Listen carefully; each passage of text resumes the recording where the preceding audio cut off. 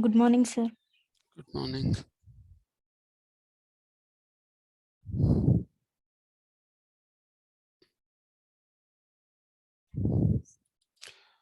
రెండు మీద పెట్టమ్మా.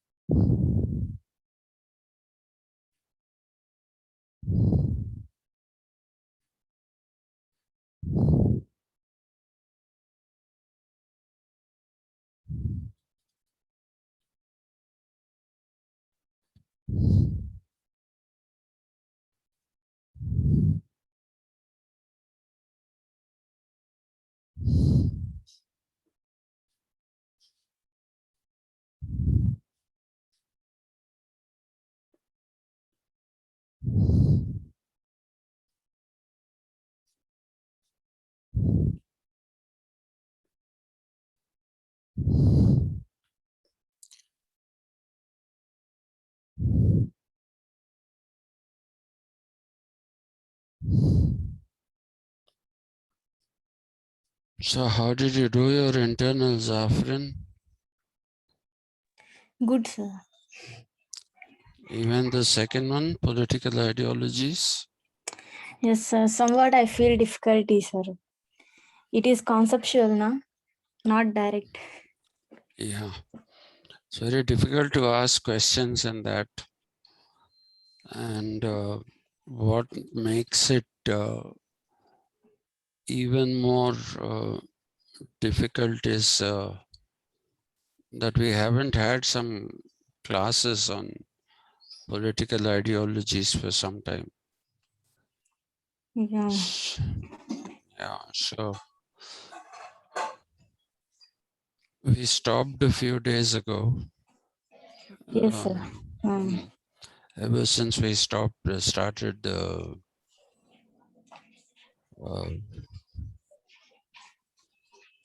well, is anybody coming or not?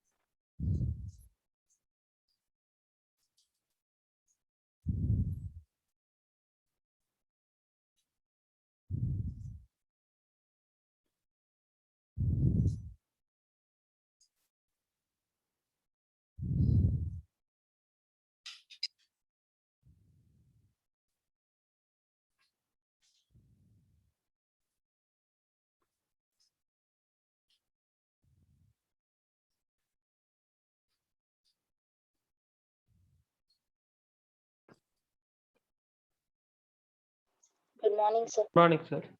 Good morning.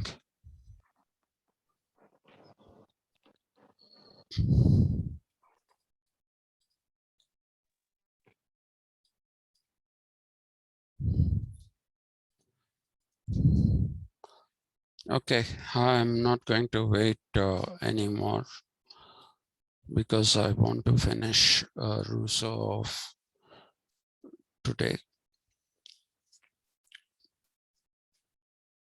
Now,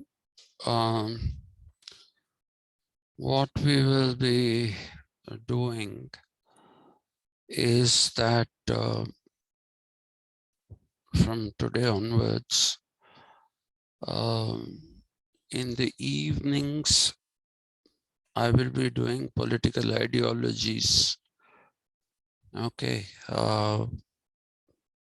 In the morning, I'll be doing Western political thought, but only up to Rousseau. After that, I will straight away move to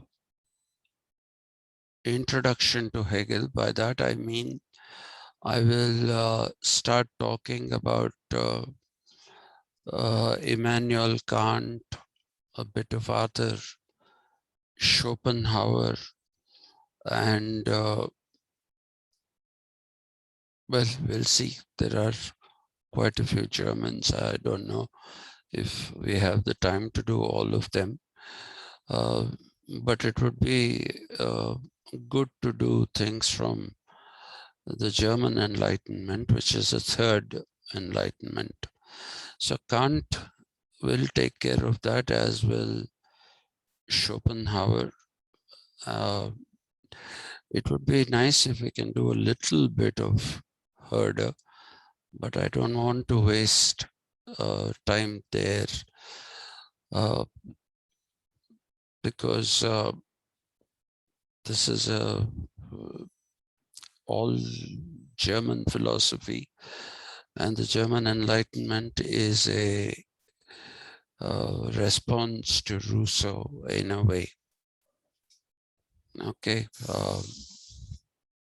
so we'll go directly to that, and since we haven't had a class in political ideologies for some time now, we will I think I'll finish with the feminist section and then go in the evenings only. I will do the utilitarians because I don't want to. This was a lucky break as far as I am concerned, where I can continue from Rousseau to Hegel. That is the way to go, actually. That's the best possible way to go, Rousseau to Hegel. That that can be clubbed into one kind of philosophical system. I wouldn't call it a school. I'd call it a philosophical system. So we will do. So next we'll go on to an introduction to Hegel. So what I would like, yes, ma'am. Sir, then when we will start our second sem classes? Tomorrow. Okay. In the morning? Yes. Okay. Western political thought. Okay. I don't know what other paper is there in the place of Yeah. that Ideologies and sociology. ideology. Yeah, I don't know. I'll have a look at the syllabus today and try to see what paper I can take from there. And your classes, one of the faculty members has put that there's no clarity. No, nothing like that. Your almanac is very, very clear as to who is teaching what. And that particular faculty member has at least one paper that can be continued, because there's a part 2 of that paper that. Yes, sir. So they were supposed to have started as of yesterday. But since I didn't finish Rousseau, that's why I'm saying I want to do all the others in the evening classes. I badly need the evening classes. Yeah. And I'm sorry about yesterday evening. I was in a very wretched mood for various reasons. Mainly because I spent the whole day with idiots, and it's not a spending a day with idiots all around you is not a very pleasant thing. And anyway, let's not waste time. So let's get back to Rousseau. I told you that when we're doing, just let me have some water before I start.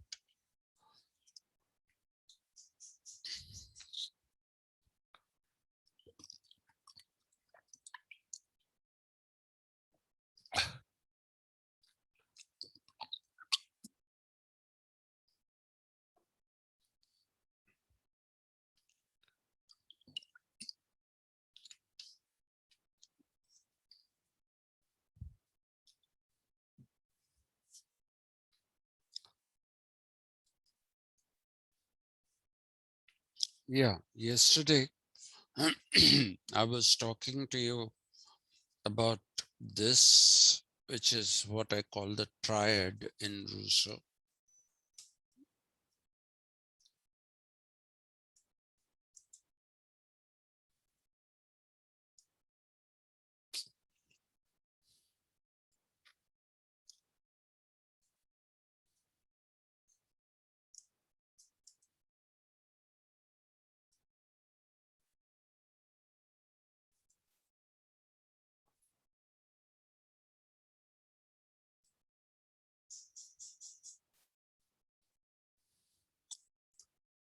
And the triad,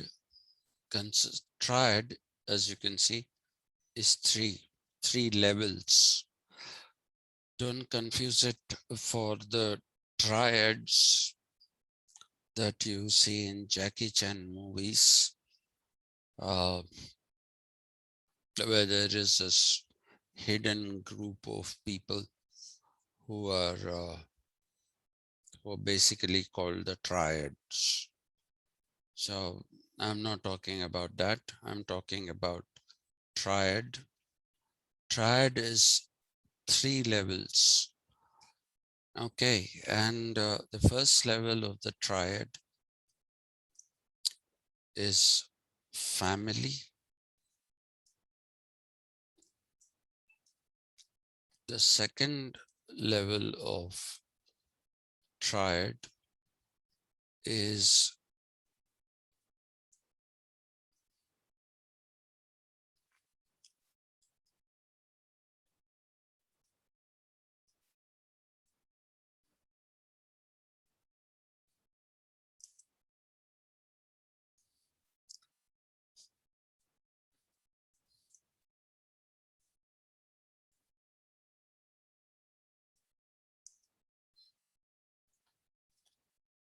see, please remember, I'm always putting civil in the bracket. Yesterday, I gave you the reason. I gave you a rather lengthy explanation of it, but today I'll just make one point only about why I keep putting it in the bracket, because technically Rousseau only calls it the bourgeois society. Okay. But when he's talking about the bourgeois society, what he's doing is that he is basically targeting John Locke and the civil society that John Locke created with his social contract.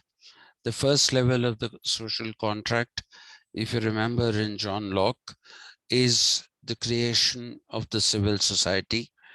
The second level of the social contract in John Locke is with the sovereign.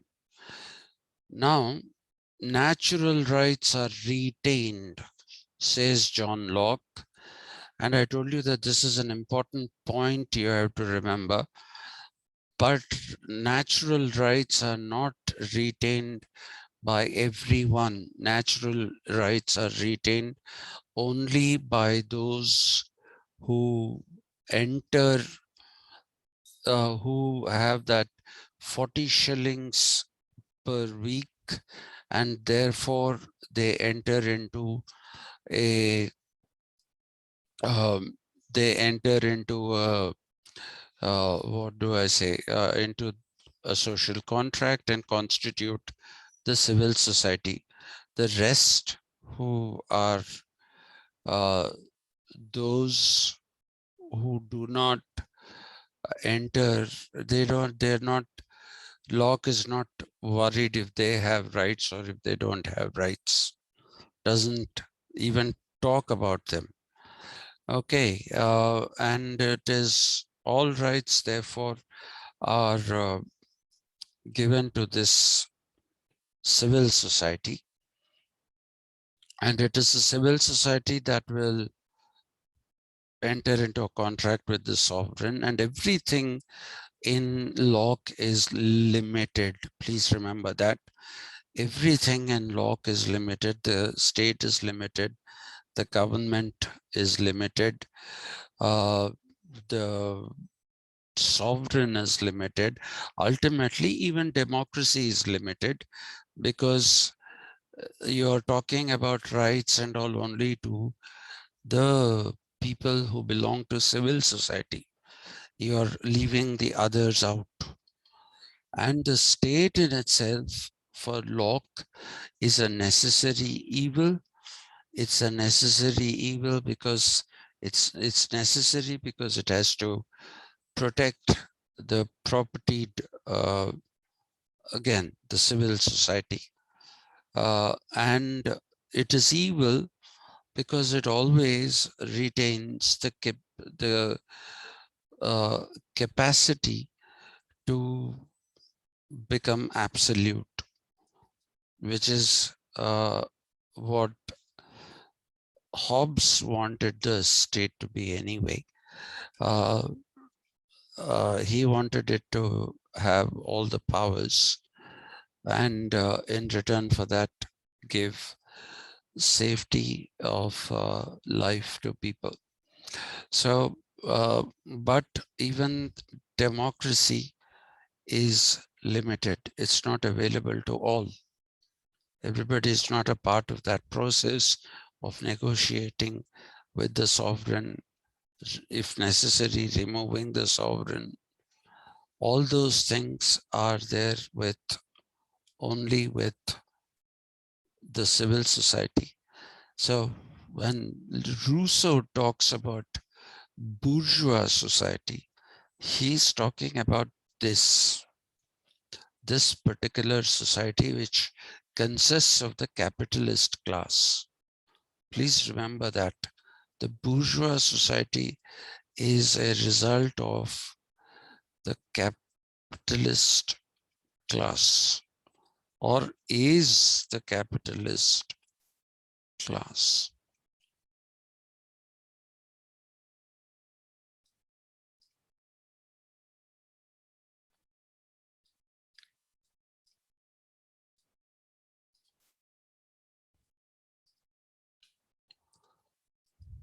Ah, this is a mess.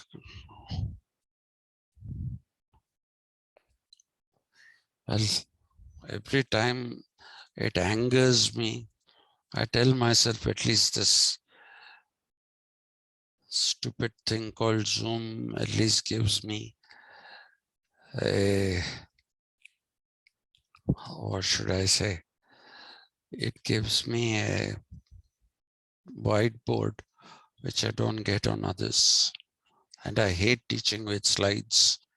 That is, those are meant for business presentations, not for academic.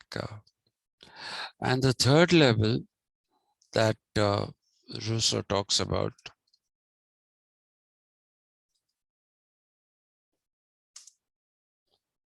is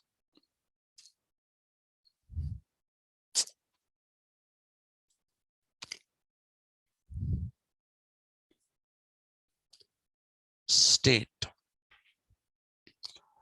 It basically is the state, the third level. Now, in stark contrast to what we see in John Locke, the state has an extremely important role to play in the scheme of things which Rousseau lists out through the triad. Now you must also remember that it is at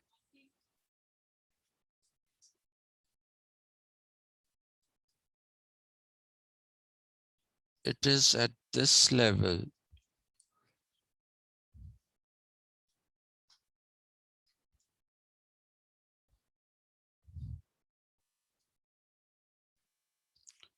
that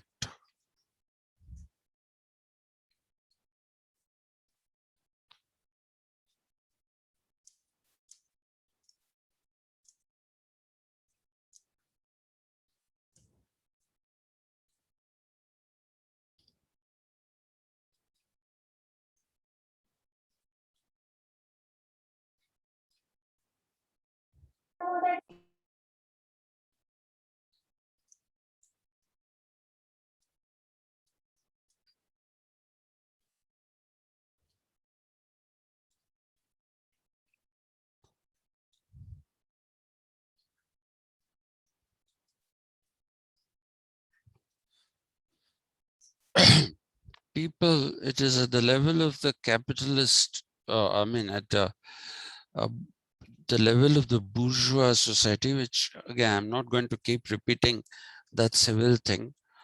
I'll just call it bourgeois society, but please remember that it is the equivalent of the civil society that you find in Locke. Bourgeois society is constituted essentially by the capitalist class, and it is at this level that oh, what have I written there now? Anybody who sees this will think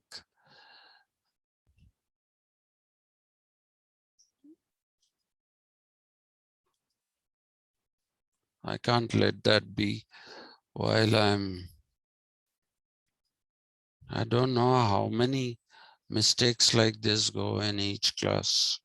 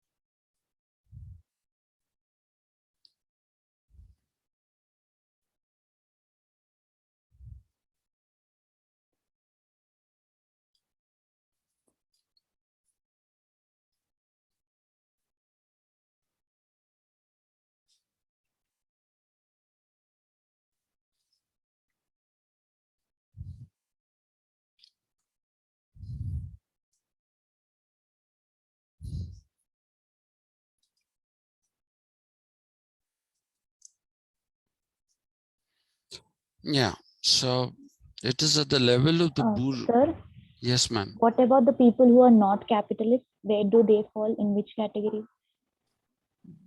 They see, they are, the society is capitalist, The entire society. obviously. Everybody is a capitalist, according to this. Everybody is not a capitalist. When you say the society is capitalist, it means that every member of society is co-opted into the conditions created by the capitalist society.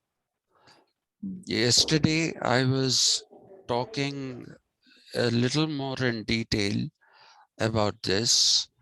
And the point that I had made was that you can see in Locke, there is a wage labor, right?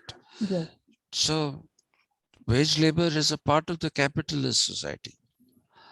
Okay, so capitalist society is not just of capitalists. It is the logic of capitalism that is prevalent in the society. Okay, so if you want to characterize it, let me do it again. It has competition. People are competing with each other. Okay, and because of the fact that they are competing with each other, they cannot build solidarity among themselves, right? They Yes. cannot build solidarity among themselves. They could be competing for anything. They could be competing for natural resources. They Right. could be competing for different kinds of jobs, even wage labor. People had to compete. It's not like everybody was automatically given a wage laborer's job. It wasn't like that.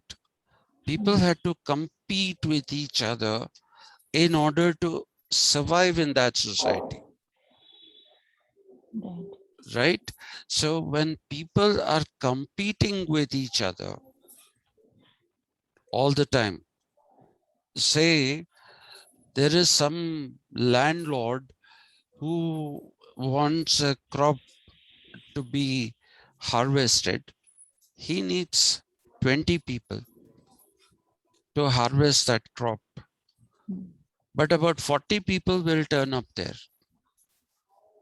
Okay, about 40 people will turn up there.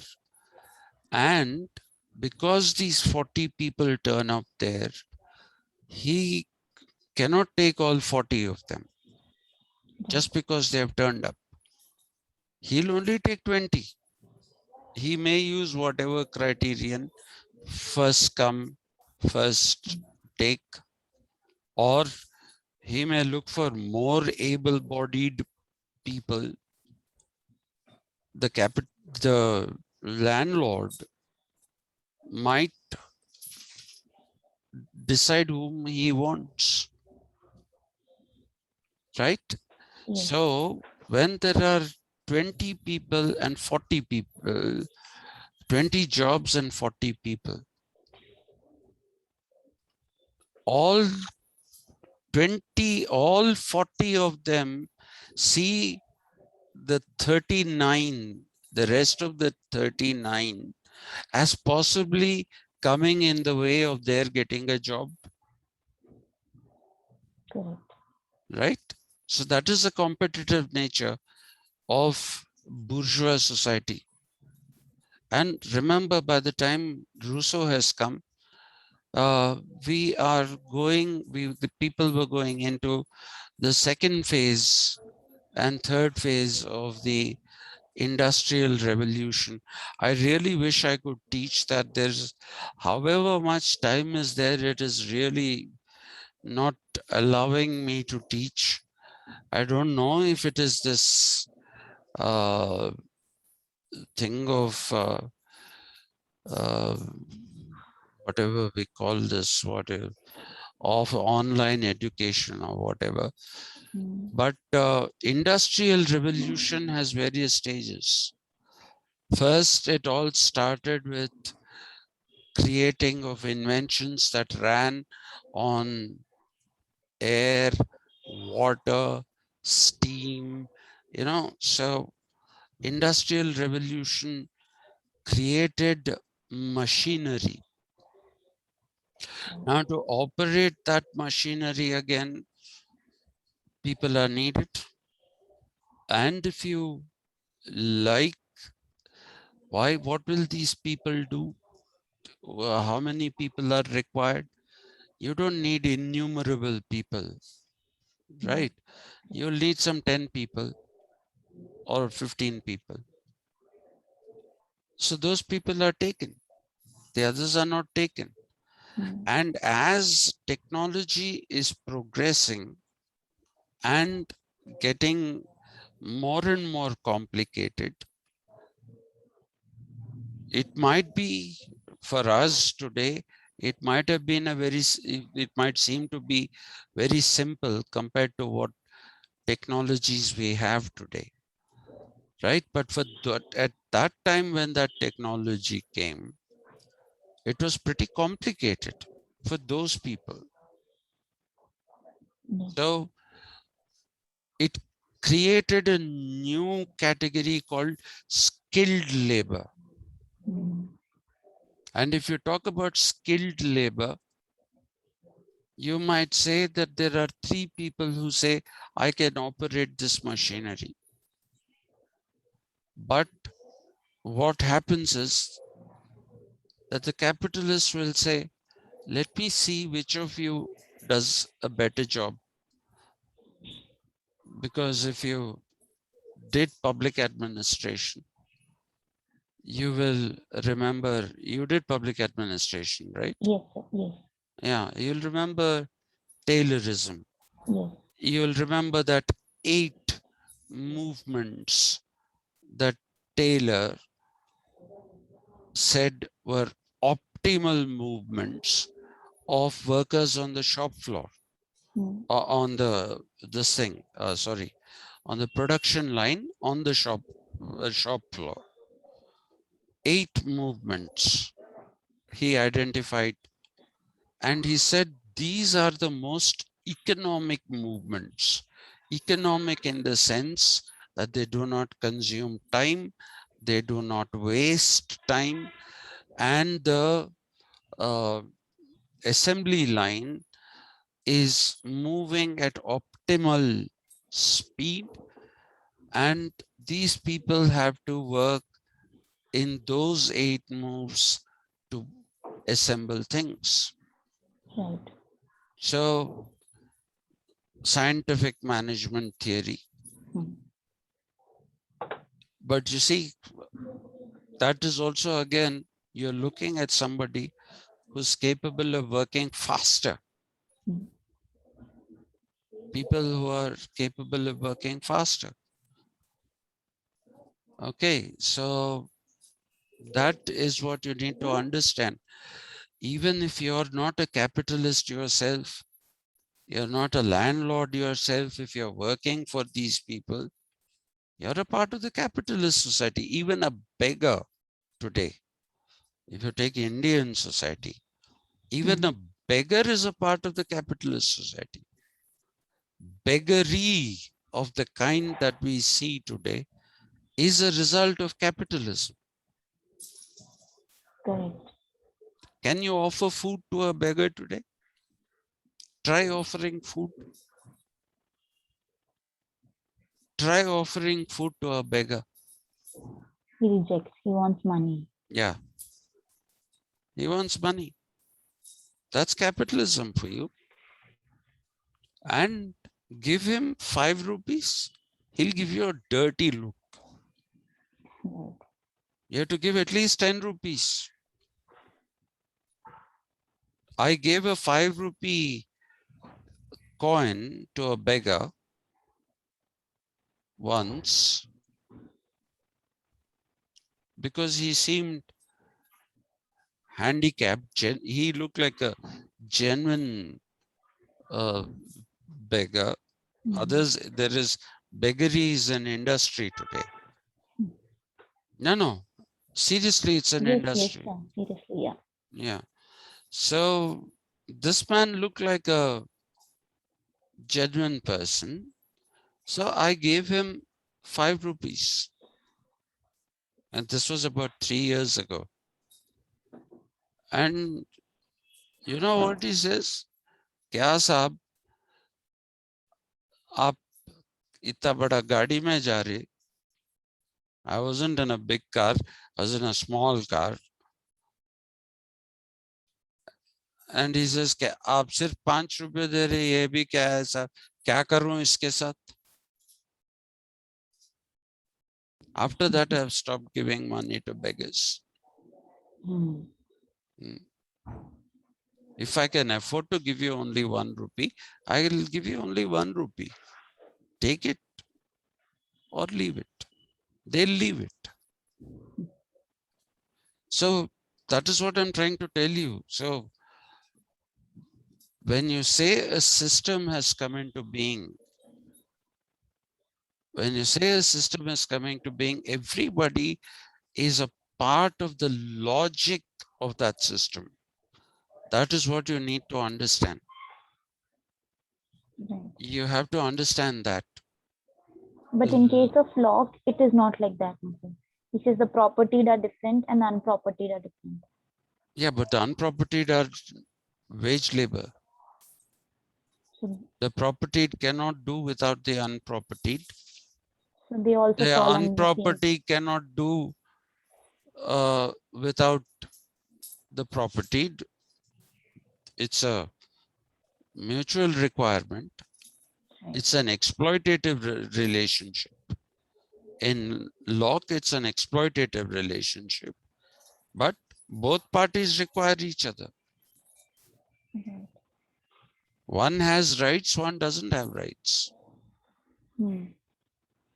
So people worked in mines. That's what Marx was talking about. People worked in mines for days together, 3 days, coal mines, basically, because coal was at that time, during Marx's time. So please remember, so the logic of that whole time period is something that percolates into everybody's head. Yes. Nowadays, I find beggars asking, biryani ke liye paise do. And even a single, and they don't want vegetable biryani. They want chicken or mutton biryani. Biryani, even for one person, doesn't cost less than 120 rupees. So when he's asking you for biryani ke liye paise do, I have to give it 120 rupees. So you see, that's the way it is. If I give him biryani, he won't take it. He won't take it. So that is the logic. Everybody is affected by it. Right. And that is the reason why once they become competitive, once you see somebody has money and you don't have money, you don't feel good about it. So people are alienated from each other.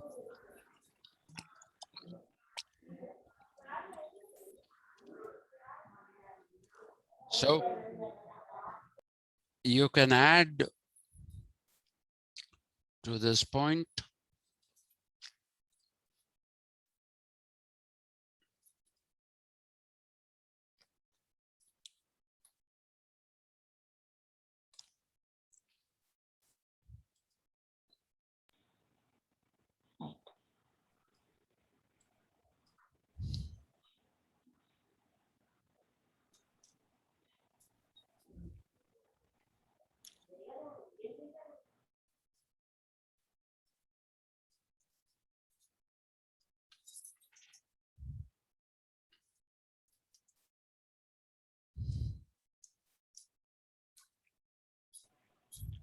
Sir, does Marx use the term civil? Marx uses the term civil society. When he was asked, he didn't use it originally. But when somebody asked him, what is your take on civil society? He said, what is there to say about civil society? It's a bourgeois society. It is, people from the bourgeois class who have taken control of the state and legitimized exploitation of the working class by the capitalist class or the bourgeois class by creating laws which favor the capitalists and which make life difficult for the working class. So he says that is the reason why the state is an instrument of class exploitation, and it has to be got rid of. And he also claims that once you get rid of the state, then people have true freedom. Okay, so Yes. for him, civil society is bourgeois society. Gramsci is the one who disagreed with him, but we are getting ahead of ourselves. So the logic of the bourgeois class pervades the entirety of society in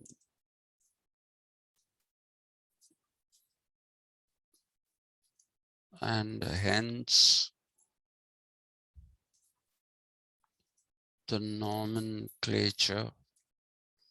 No, this is not right.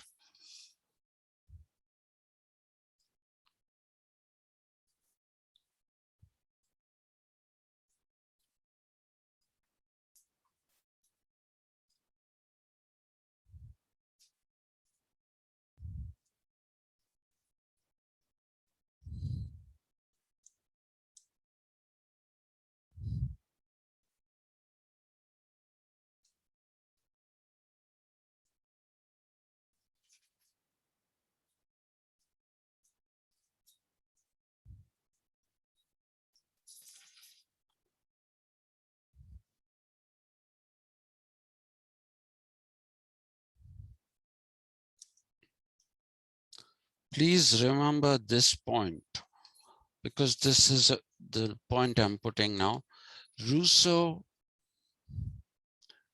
was the first to talk about alienation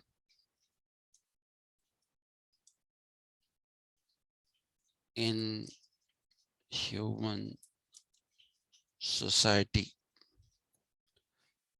After him, many people spoke, notably Hegel, even Kant.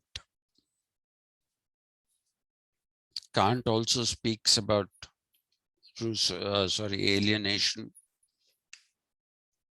Okay, for which he is criticized. If you remember your political ideology classes, Habermas says Kant talks about a kind of rationality which can only alienate people from each other. So when you're talking about a rationalist civilization, about which we've had big discussions, you'll have to factor that in. I'll bring it back when we basically need to bring it back. This is not the time. But he's the first person to talk about alienation in human society in any period, time period, in any time period.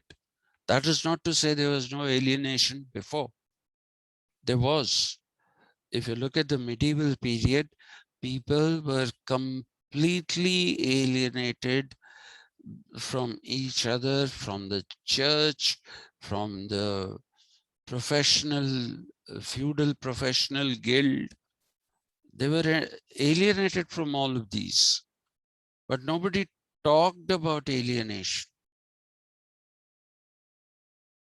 Nobody talked about alienation.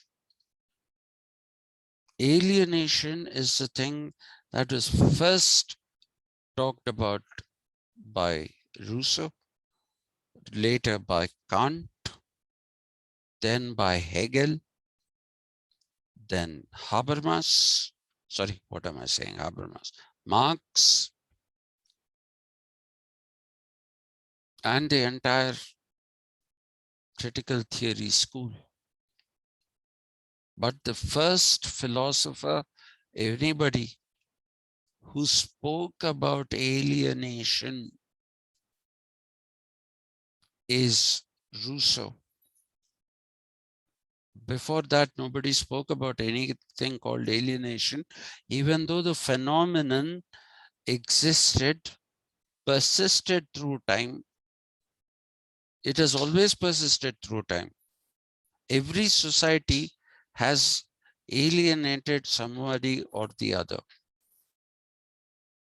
Every society, anywhere in the world. How ancient societies, all kinds of societies, they have alienated sections of the people. They have alienated sections, entire populations have been alienated. When the Varna system transformed into the Jati system, it alienated the lower Jatis. It alienated them. So this is not only with reference to European society, but to understand that people are getting alienated. To understand that is a great thing. And the first person who did that is Rousseau. And if you read his Emile, you will find that he talks about this, and he talks about the necessity for people to love each other. I will come to that point in a minute. So have I answered your question? Yes, sir. To your satisfaction? But I'm still confused with the term civil in our present day usage. What I feel is civil is other than the capitalist. Today, okay, if you're confused with that, see, civil society has undergone many transformations.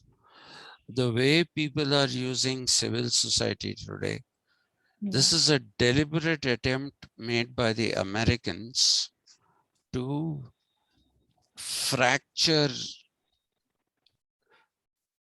the entire discourse that got built around civil society. Okay. They created the institutions of government and governance. Institutions of government and governance, they called them political society. Right. And any non-governmental institution, any not-for-profit institution that is working for the welfare of the people is civil society. That is a present definition. I would actually, let me make a note. Let me find a piece of paper. If I can, yeah, I found a piece of paper. See, I would like to take classes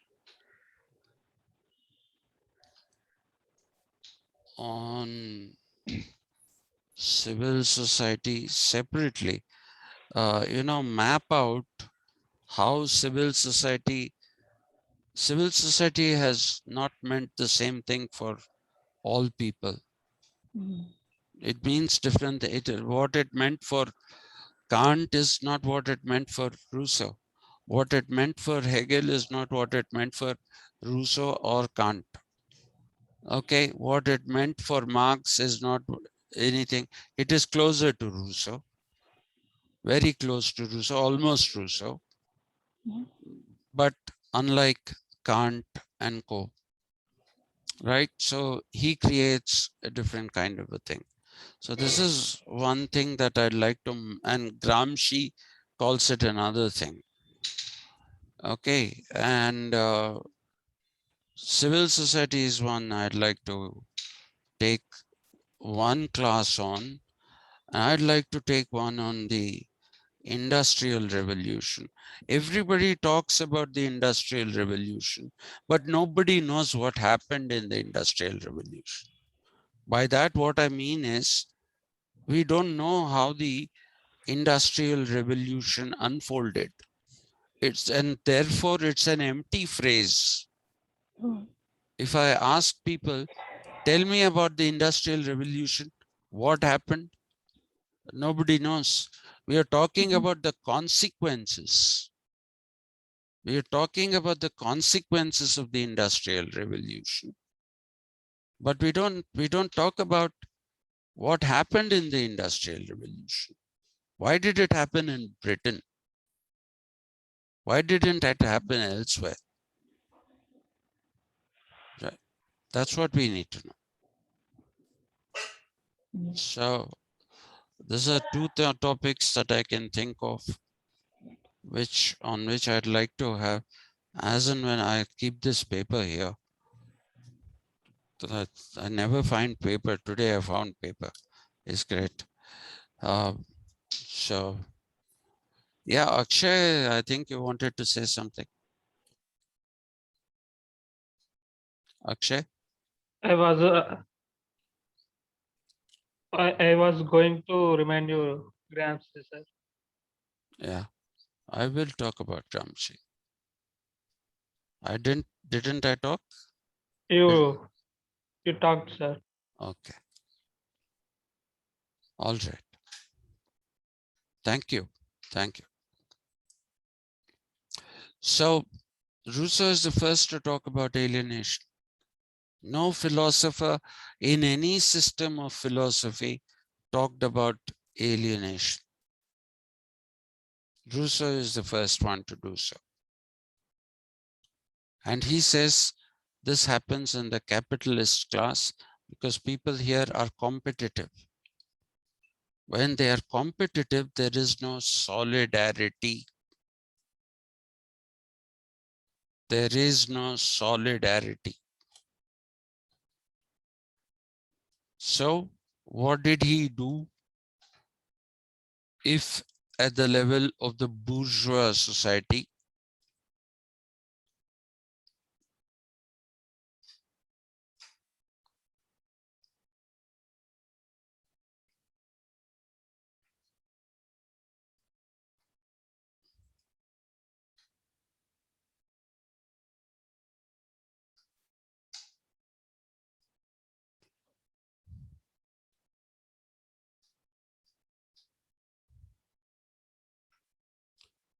if at the level of the bourgeois society, oh God, what is all this? People were getting alienated from each other. He basically talked about the third level of the triad, which is the state.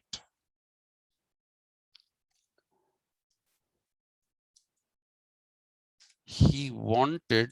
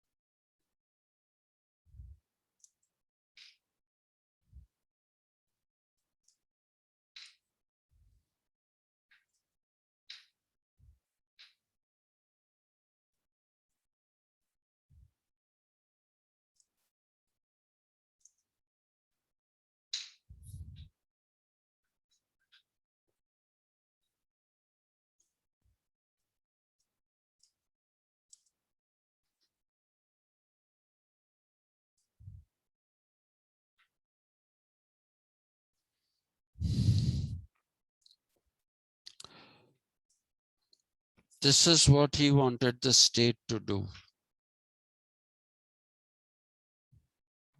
So, what kind of state is Rousseau talking about? The kind of state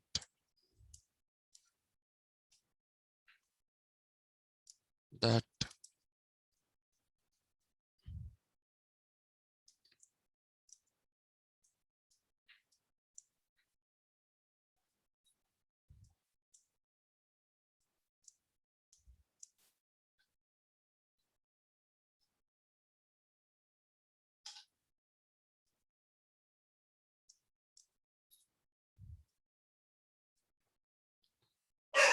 hey, shut up, idiot. Shut up.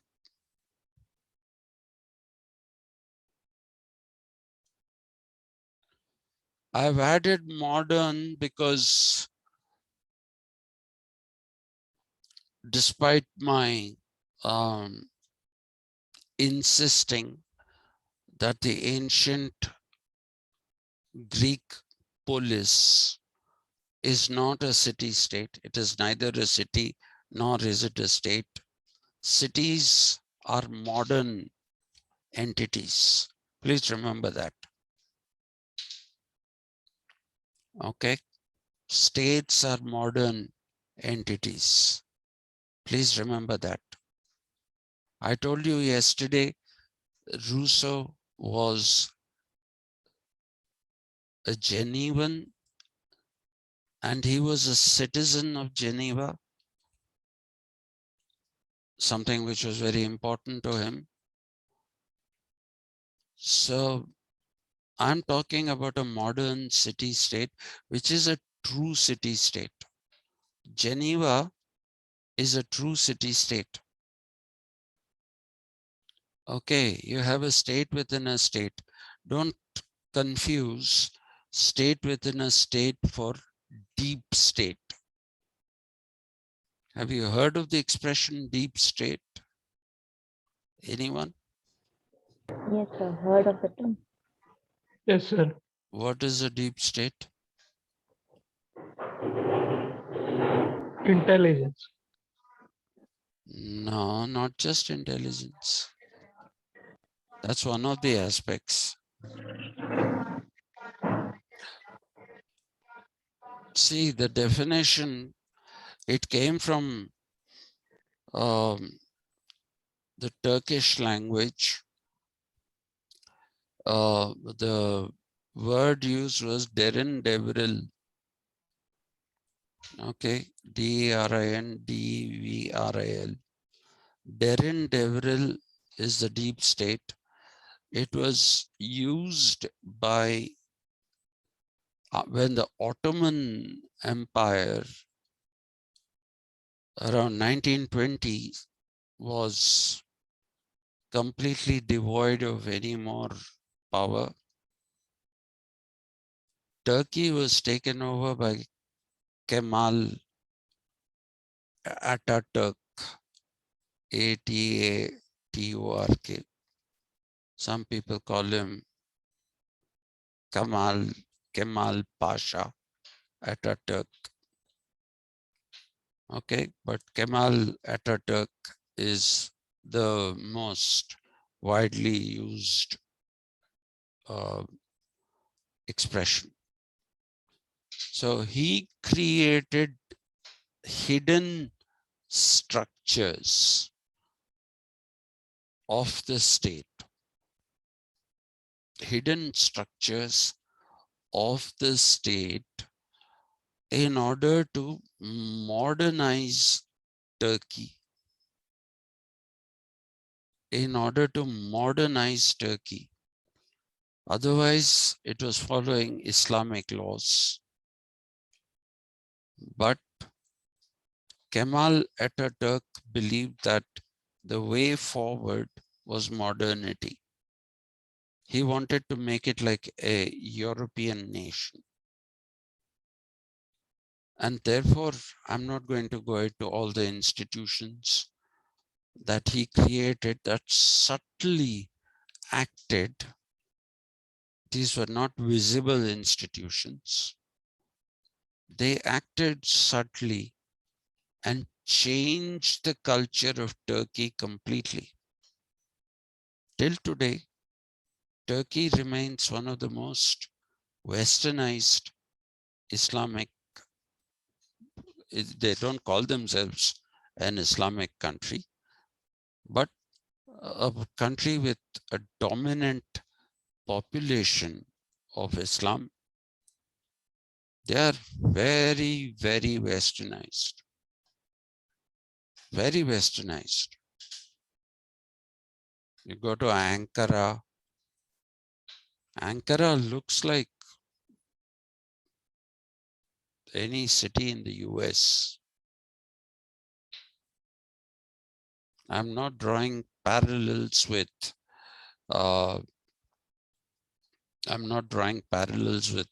European cities, because unlike us, we call ourselves a 430-year-old city or whatever, 23-year-old city, 423.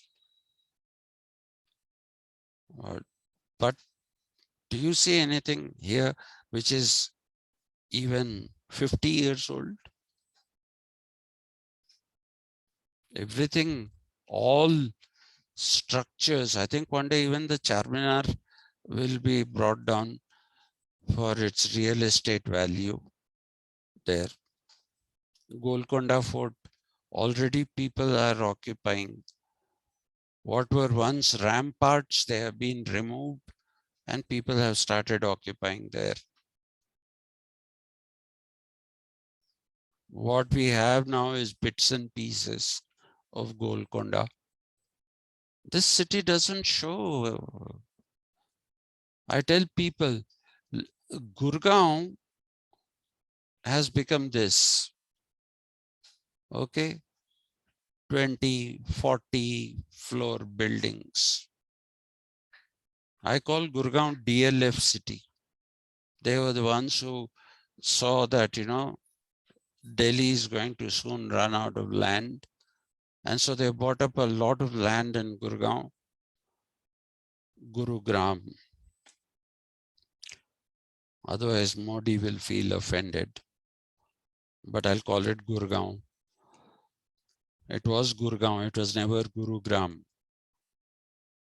That is the Shuddha Hindiization of Gurgaon. Okay, so they bought up land, developed infrastructure, and today every business has its headquarters in Gurgaon. Every business has its corporate headquarters in Gurgaon. And the beauty of Gurgaon is there's no public transport, except for some areas where they have extended the metro rail, that too very recently. Gurgaon doesn't have buses, city buses. It's a horrible place. Anyway, so Gurgaon, I've seen it when it was Gurgaon, a village. There were a few huts, and we used to go there. I used to go with my friends.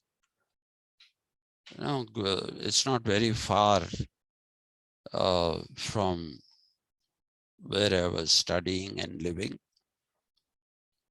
So my friends somehow used to manage to get a car. And so we used to go and a day scholar or somebody would bring us coffee. So these people were going there because in those days in Delhi, you didn't have liquor available every day. It was available in each area of Delhi on only one day.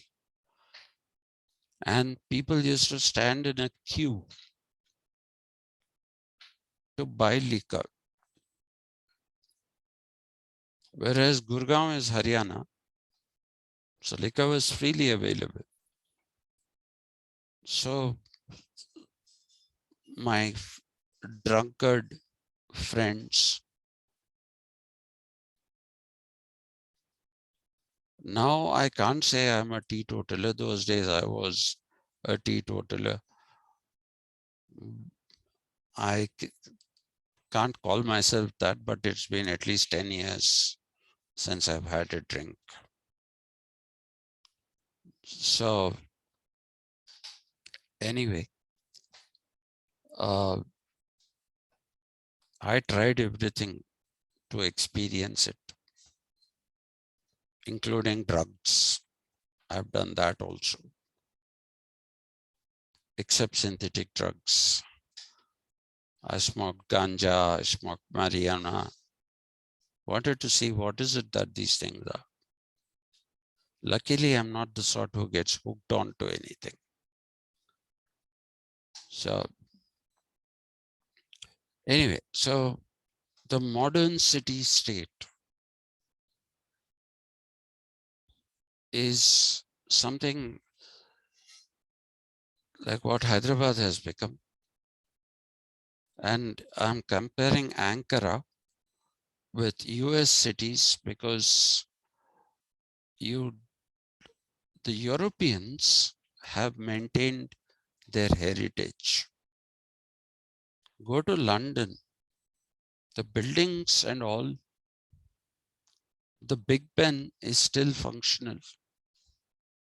The clock on the Charminar doesn't function. Go to any European city. They have preserved the old localities, and new constructions that have come up are like those old constructions that existed. So you go to London, you get the feeling that you're in a medieval city. You get a feeling that you're in a medieval city. Paris is like that.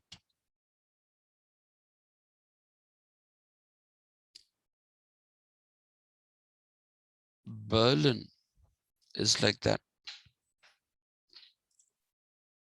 So when I'm talking about a state within a state, I'm not talking about the deep state.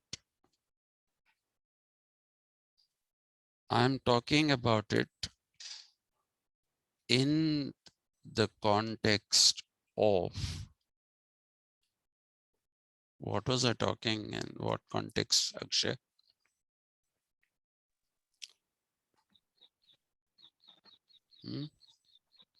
Don't know, sir. Sorry? Don't Don't know. know. Padma, what was I talking about? About this modern city state preserving heritage. No, why did I say a state within a state?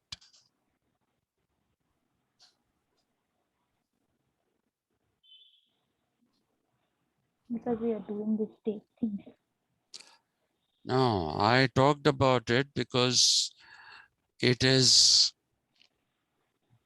in Europe. In Europe, you have states within states, even today. City is a modern phenomena. You said that, sir. Which one? City is a modern phenomena. Yes, it is. But I was talking about it with reference to states within states. Like, let me give you some examples. Okay, if you take Rousseau's time, the modern city state was Geneva. Rousseau was born in Geneva, died in France. Geneva was called the Republic of Geneva.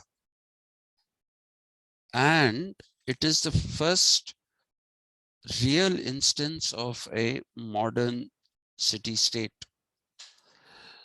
People call the Italian city-states, the Italian principalities of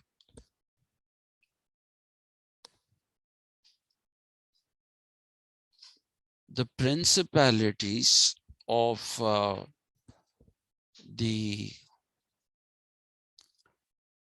what should I say? The principalities like Venice, all these, we call them city-states. But at that time, they were not city-states. Now they are a part of Italy. But there are some city-states within larger states. Like, for example, since we're talking about Italy, there is within Italy a city-state with a separate flag and all that called San Marino. Sanmarino.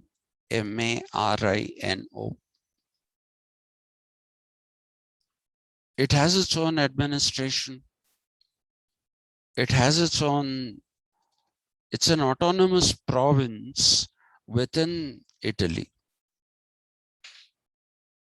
Within Italy, it's an autonomous province with a separate identity and everything.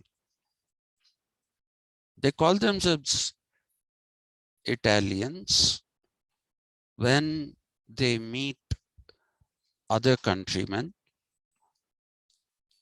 but when they speak among Italians, they say, we are San Marinese. They call themselves that. So it's a city-state within a state.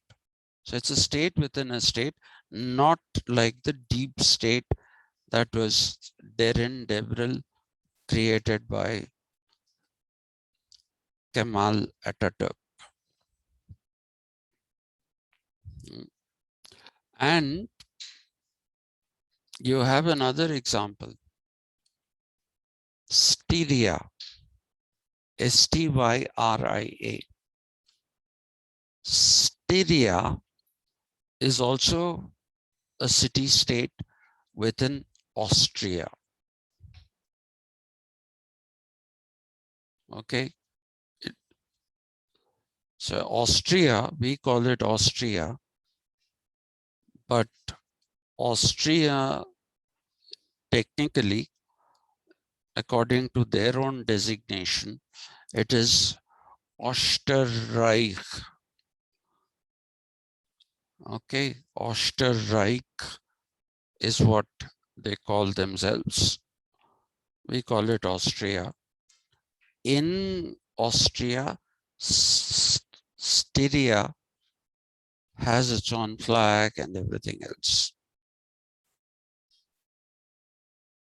Has anybody ever had a Red Bull?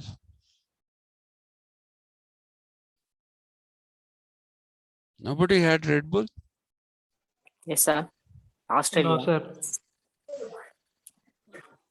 No, The nobody. company. Yeah. Red Bull is located in Styria. Okay. Red Bull, one of the richest companies in the world. Red Bull. I'm surprised nobody had Red Bull. Oh my God, that's it. It's a city state. Jesus. All kinds of spelling mistakes. Yeah, so somebody please mute thy mic. Yeah, so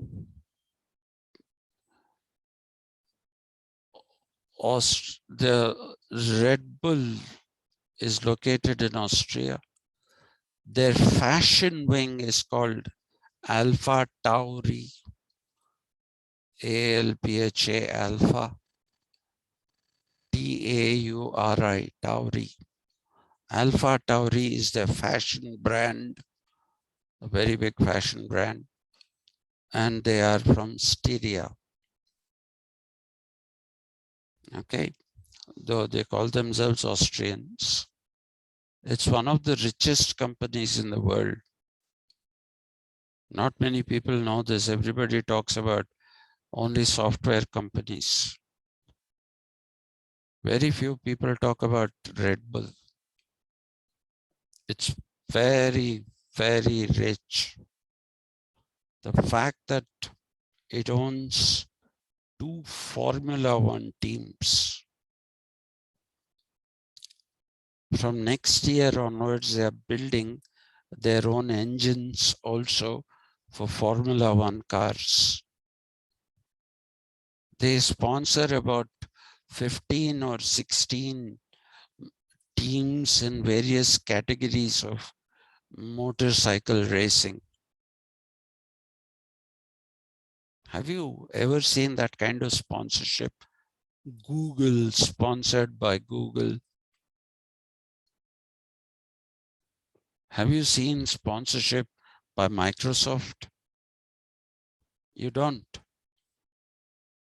Red Bull is actually the richest company. Individual worth of, I forget his name, Mastishitz. What Mastishitz is he? Individually, he maintains a very low profile. But the range of activities they sponsor half of the whole Tour de France cycling. That is sponsored by Red Bull. So they are there in Styria. But let's get back to the subject that we are. So the kind of state that Rousseau is talking about is a modern city-state, and basically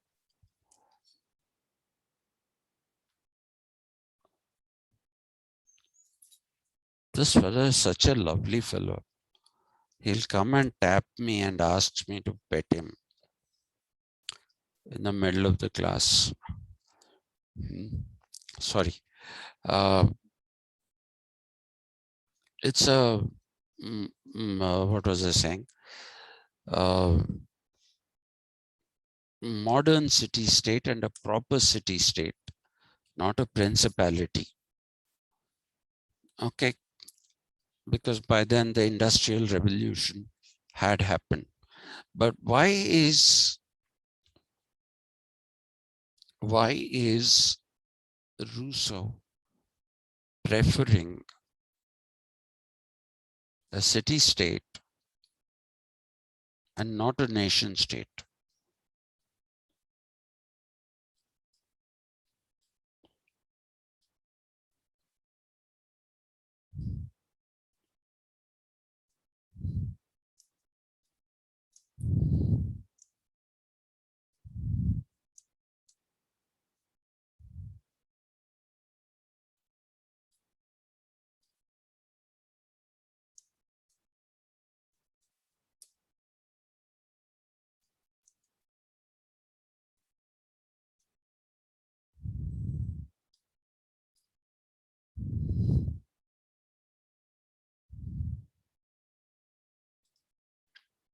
Rousseau did not believe in nation states. He believed in city state. Why? For that, we have to understand his idea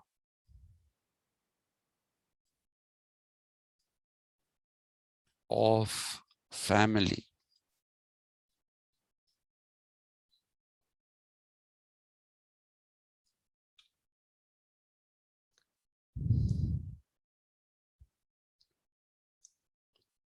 Here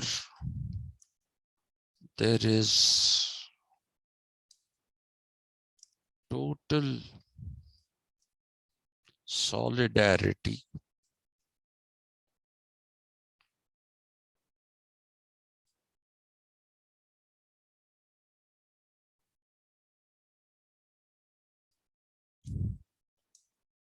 among all members of the family,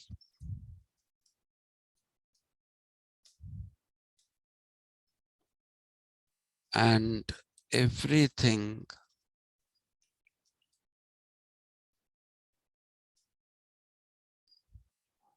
is, I can't write is.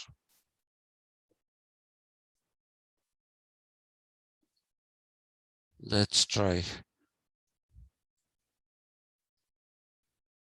No, that is fantastic.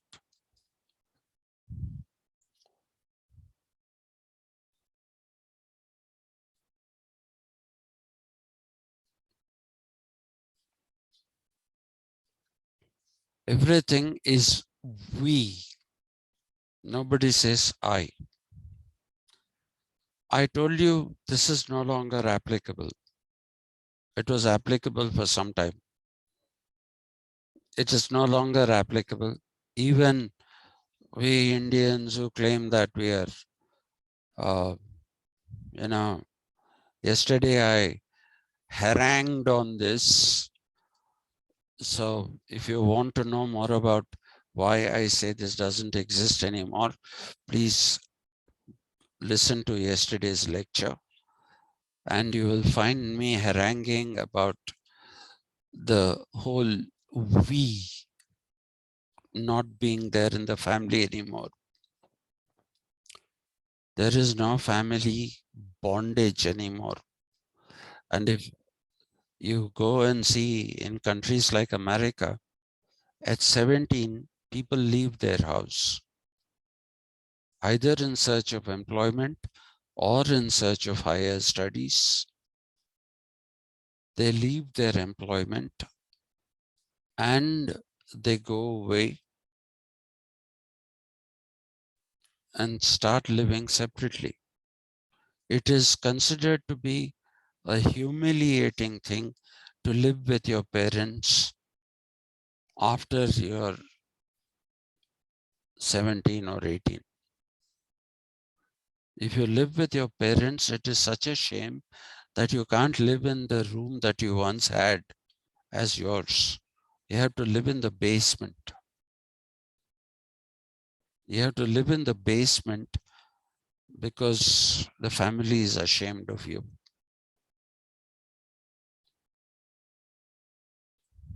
Okay, so that is how it is in the Western societies. Every house has a basement in Western societies, and those who are failures in life live in those basements. If guests come, they are not called to meet the guests. So it's a very lonely life. Very, very lonely life. And you might be amused to know that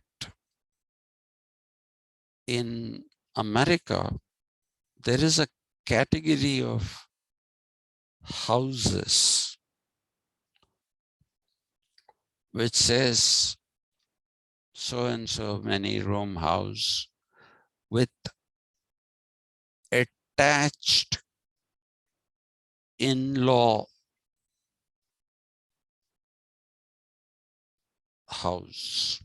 Yeah, attached in-law house. This apparently was created for Indians, but I don't believe that. If you had an in-law or a parent, this is parent slash in-law, who needs taking care of, who cannot be left alone for whatever reasons, you don't put them in your house. Hidden away to one side is a small little house, small extension only, but a very small extension. Just a bedroom, a kitchenette, not a kitchen, a kitchenette, and you don't even have a room to entertain visitors.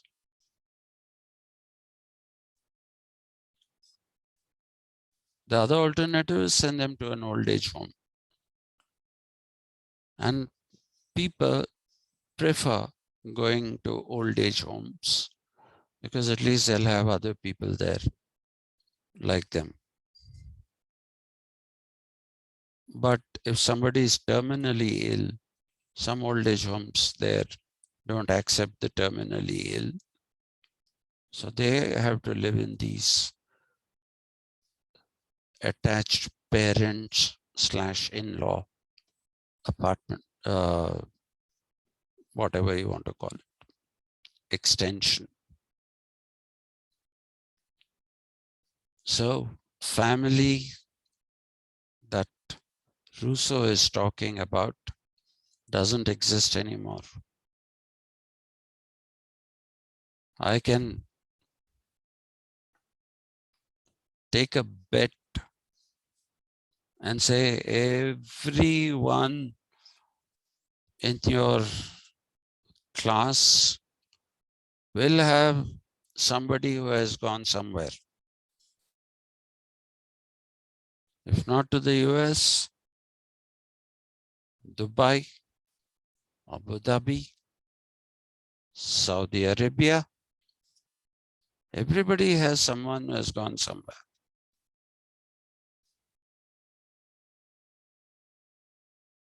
And they don't come back.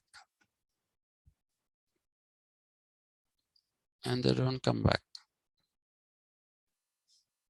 Anyway, so that family is not what this, I mean, this modern family is not what we are talking about. In Rousseau's time, still family bondages still existed. So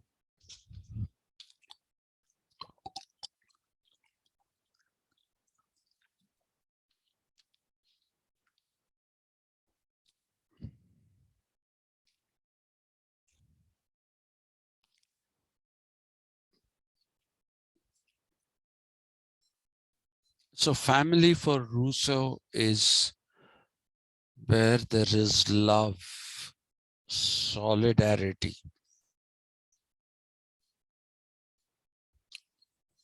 Yesterday, I introduced one expression, two expressions, and Professor Akshay Puneet Podisetti Pantulu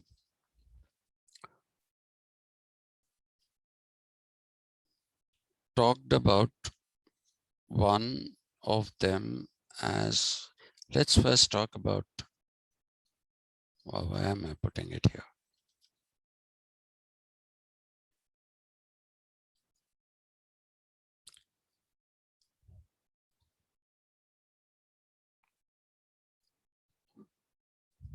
Oh.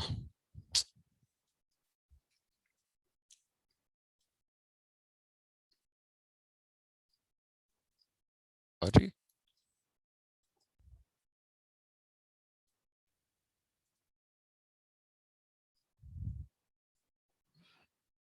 Okay.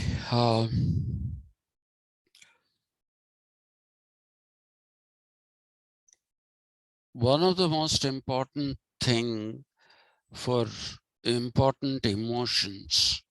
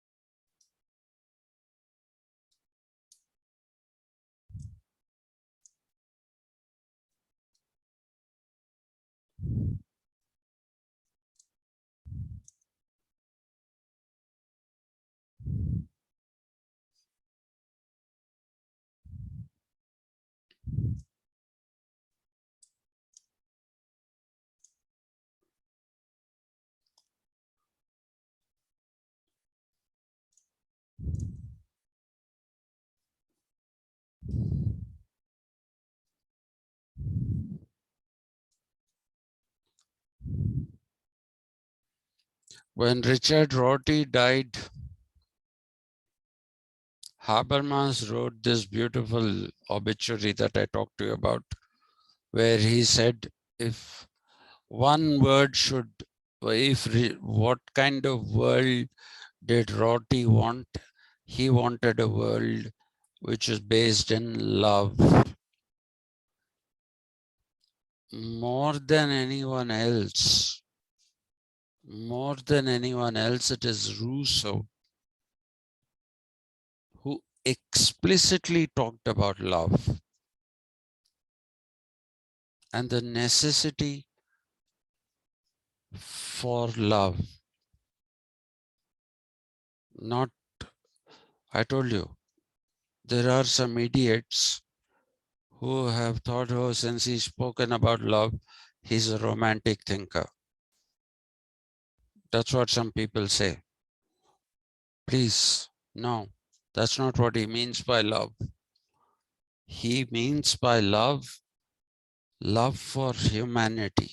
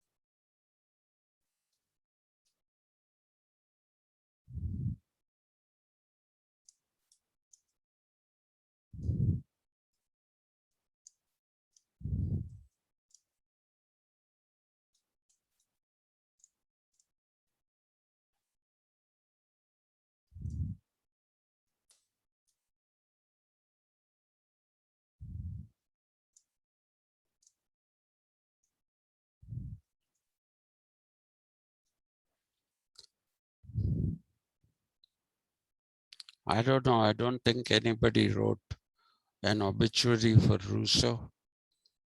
But if somebody writes an obituary for Rousseau, it should be,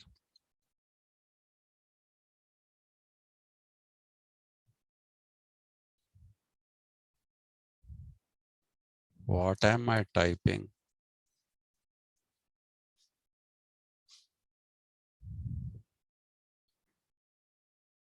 So he wanted love. The word he uses for love is the French word amour. Okay? Amour is what is the French word for love. We have that in English as well, as Professor Podishetty pointed out yesterday. Amorous and no, he pointed, I said amorous. What was your word, Professor?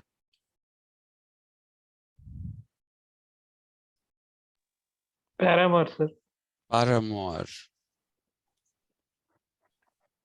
I think Akshay is a bit shady now. He wants to have a paramour.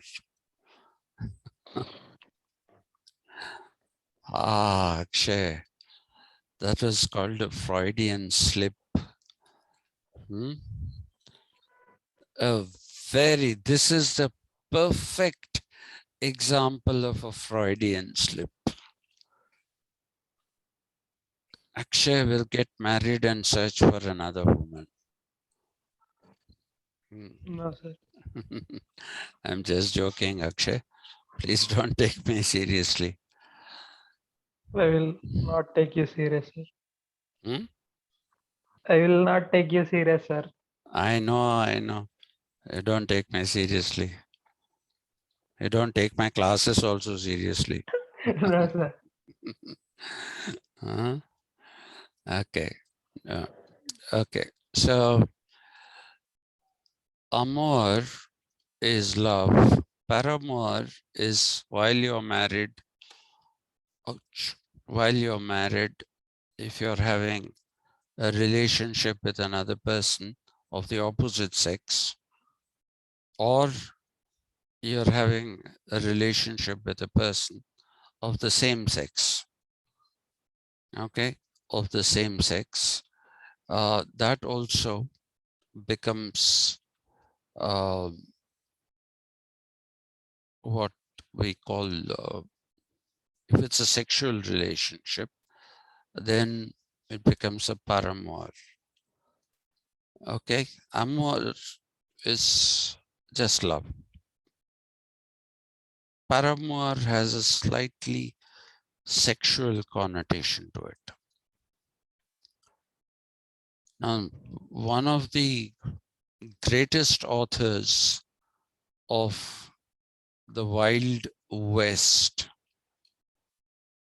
in America, he did great research and he actually wrote novels based in some of the families that lived there in the Wild West in the 19th century. Is a Frenchman who went by the name of Louis L'Amour. Okay, L-O-U-I-S, Louis, L apostrophe Amour. And we all read it as Lama. We all read it as Louis Lama. It took a long time for me to realize that he's not Louis Lama, he's Louis L'Amour. So you can use it even in names. But that is not what Rousseau is just talking about. He's being very specific.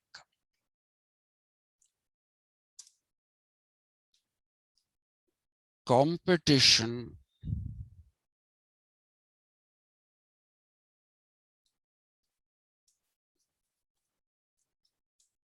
in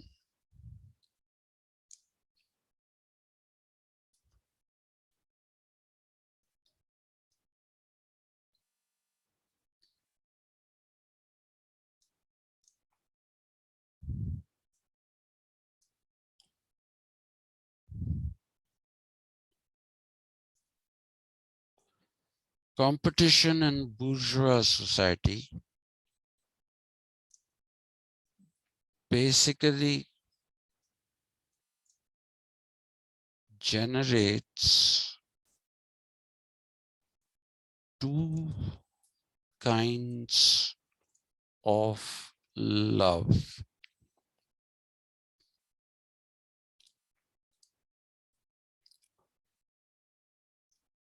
The first one is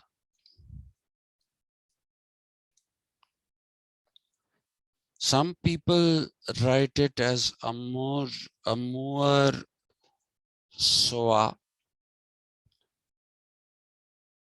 But I think yesterday even I wrote it only as Amour Soi, but I think this is better. Amour de Soi, love for self. Amour Soi also says the same thing. Here we are inserting an off. De, the is off here. Love of the self. Hey, doggies, I'm going to spank you. I'm going to spank you. So you have Amour Soi, you can call it that, or you can also call it Amour de Soi. Okay. And I don't know, some people translate it this way and some people the other way. The translation I have says Amour Soi, but I saw another translation which says Amour de Soi. Anyway, so both of them mean the same, love for the self. That's fairly straightforward.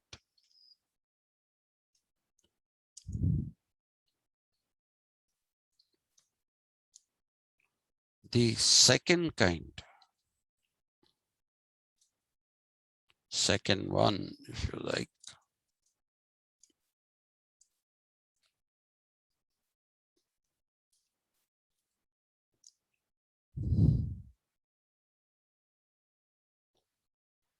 Amour propre, which if you literally translate into English,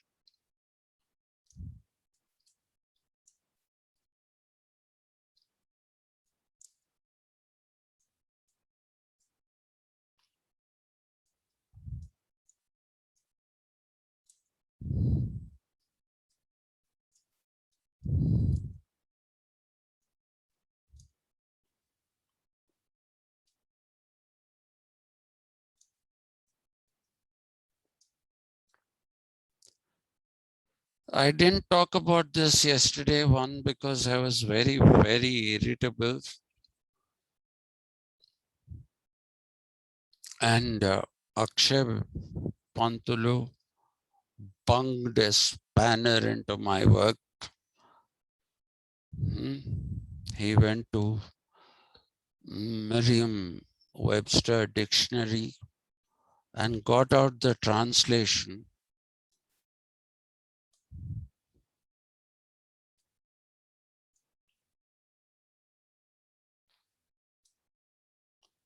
Self-esteem. This is the translation Professor Akshay got. Some dictionaries will simply say Amour propre is esteem.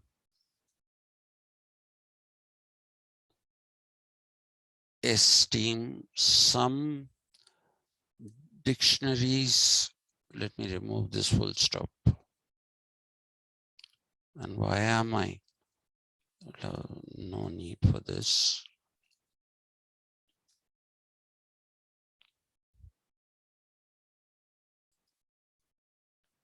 Some will say pride. None of them is accurate.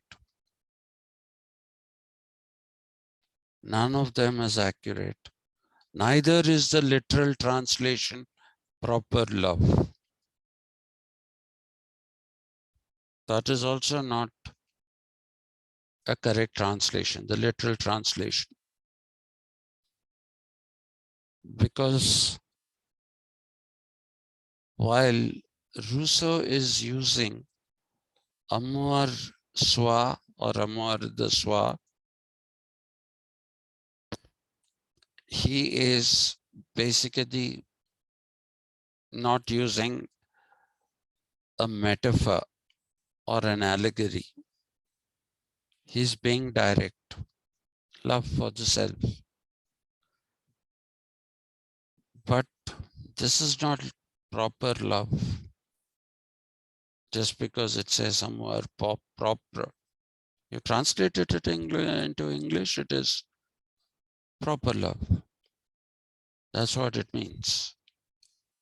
But that is not what Rousseau has in mind. What Rousseau has in mind is something else.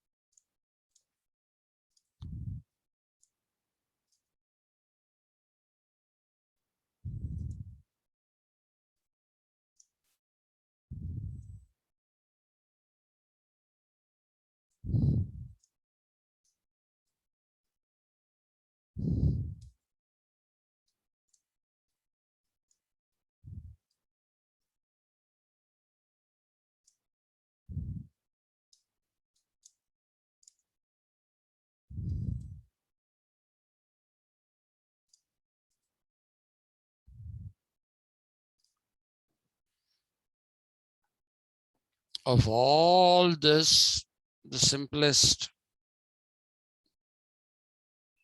is seeking validation of one's self by others or being seen by others as a successful and accomplished person in bourgeois society. That is amour propre.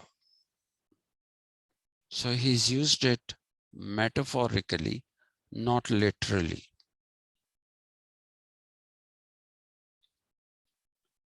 Okay, before I proceed further, let me just go back to Amour soi. Please be careful with what your source is, because some sources, some people translate Amour soi or Amour de soi. Either of those is all right, but it is translated as the primitive human being's love for himself. That is not an accurate part. Primitive human being, the noble savage that I was talking to you about, that person's love for himself is supposed to be amour de soi, whereas amour propre is supposed to be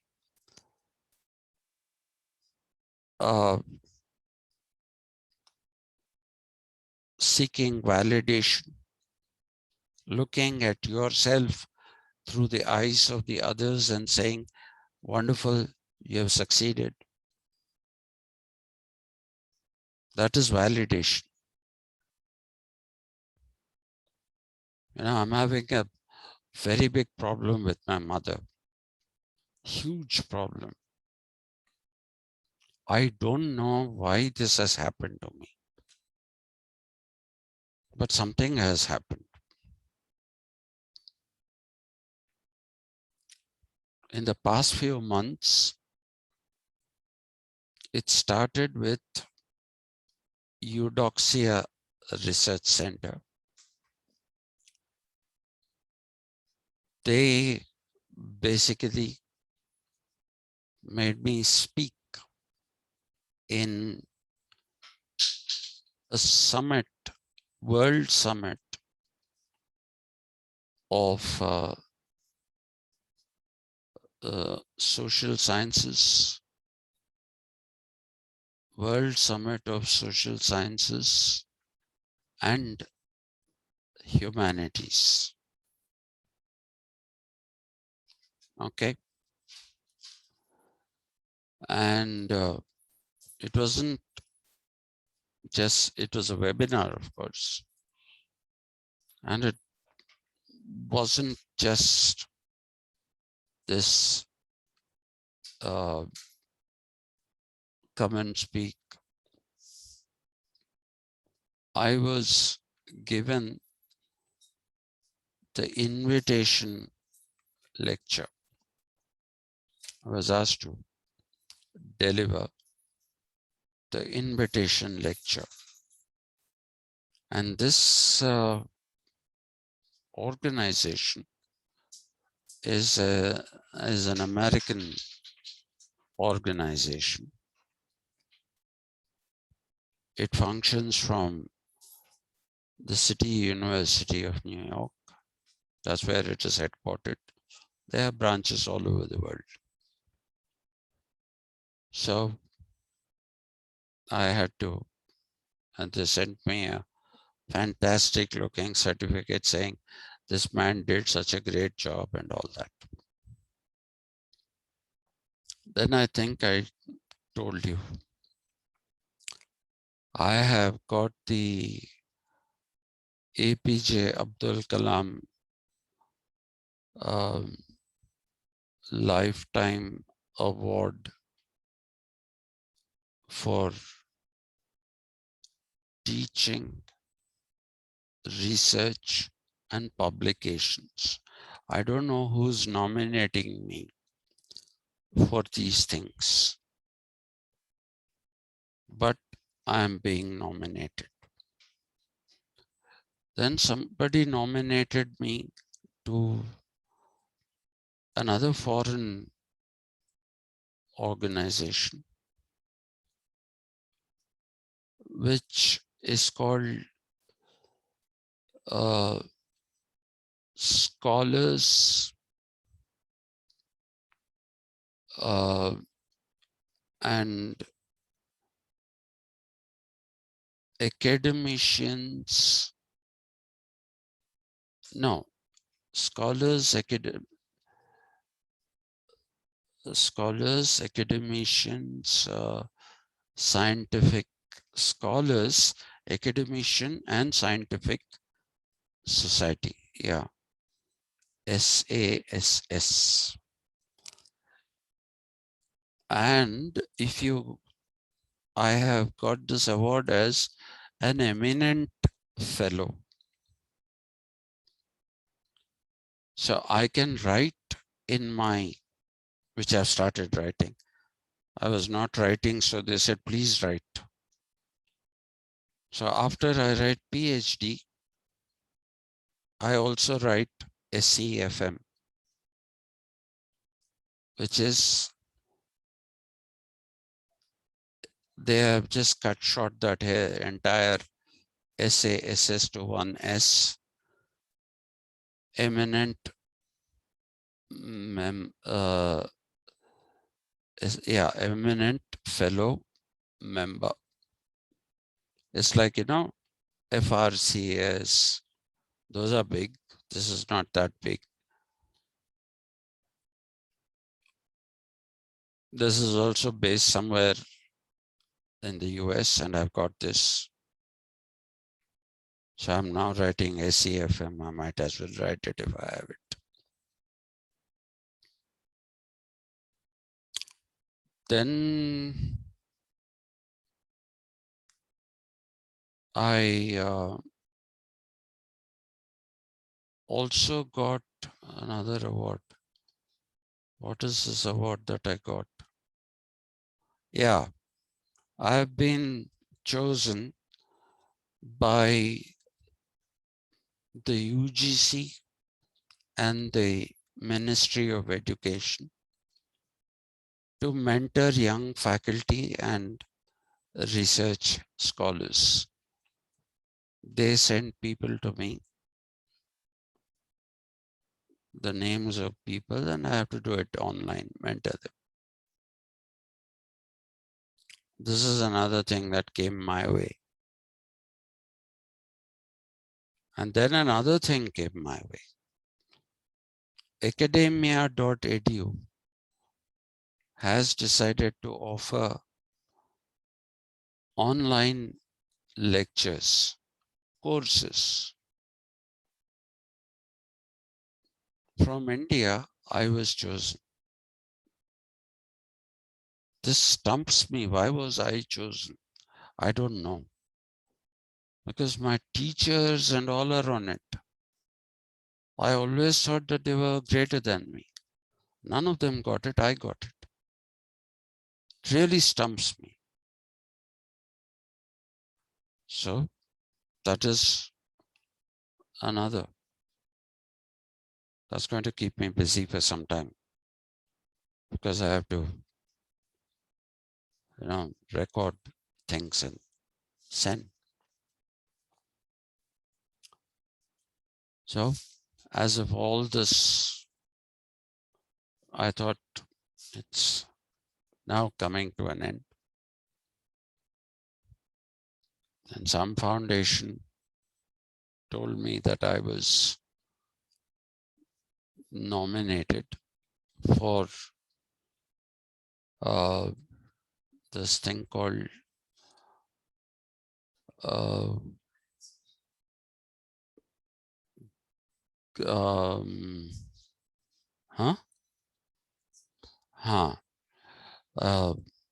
Bharat Shiksha Gaurav Puraskar and a certificate of excellence in teaching. Somebody nominated me, and I thought, no, so these people, I'm supposed to have this online presentation of this award on August 29th. So I didn't tell you this for any other reason other than my mother is kicked about it.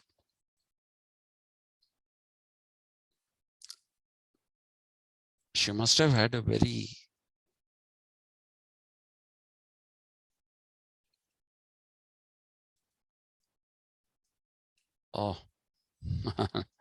thank you. Really, I don't know if I need that. Thank you. My mother, every time this announcement comes, she'll take me to my father's photograph. She tells me this is your father's blessing, and she'll cry. And then she'll start making phone calls. This is such an old-fashioned thing. Nobody dials anymore.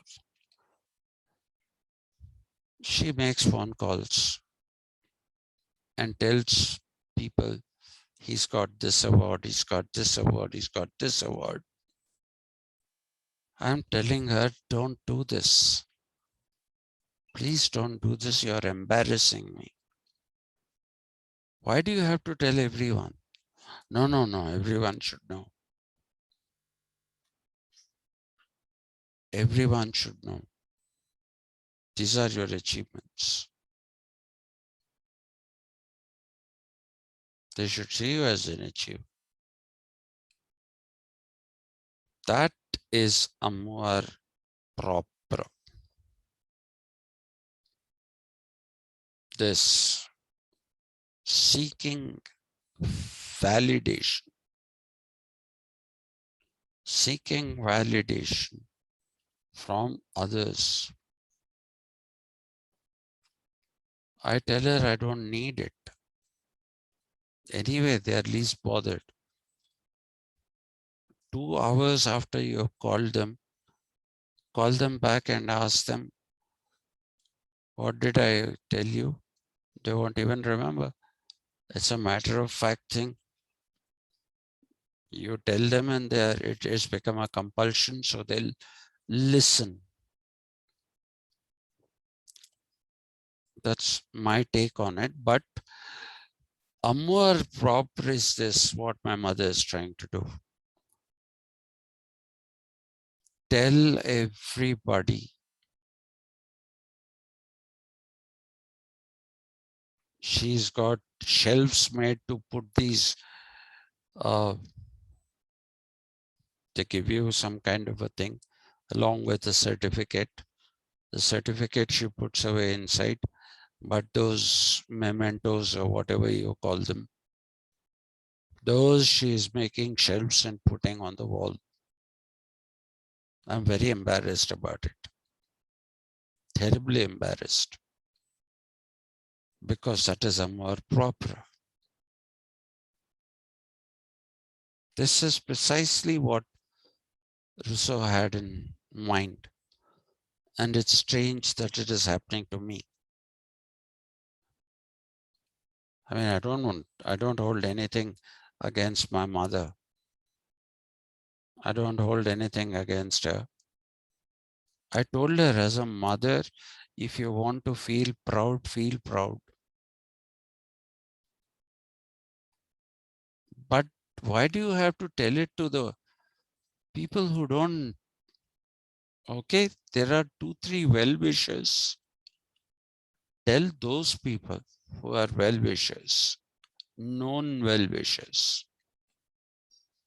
Why do you want to tell it to everybody?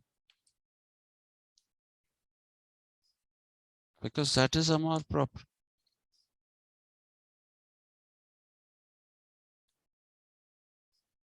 This and amour soi. It's not savage, noble savage. It's not primitive man. No. Amour soi is you love yourself, irrespective of what it is. You'll find a lot of people like that.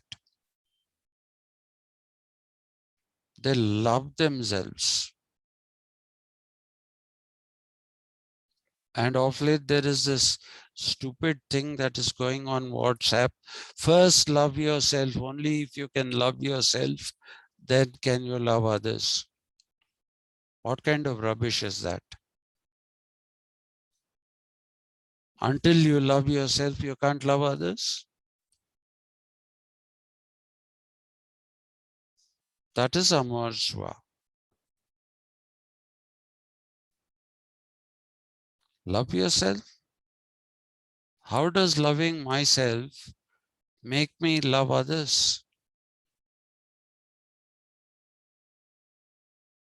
So, in order to love my mother, in order to love my wife, in order to love my foster son, who's actually, I should call him my son. I brought him up. I brought up his brother. He turned out to be a cretin. That's a different issue. But I still brought him up. So do I have to love myself to love all these people? I don't need to. I don't need to love myself.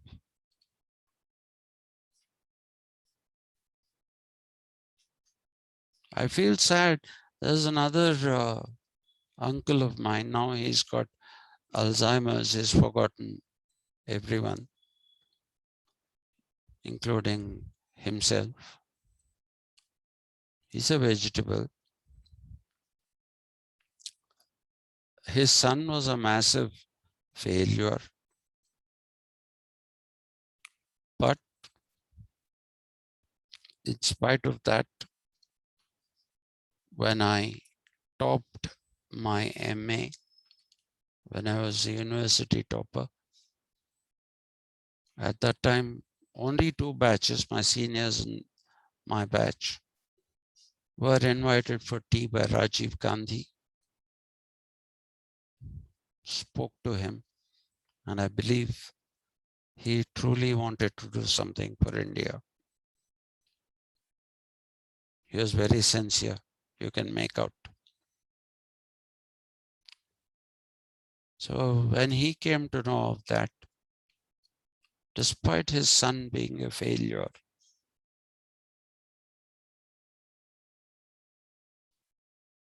he sent me a letter with blessings and said you should do you should become this. That is enough. He cared. He cared.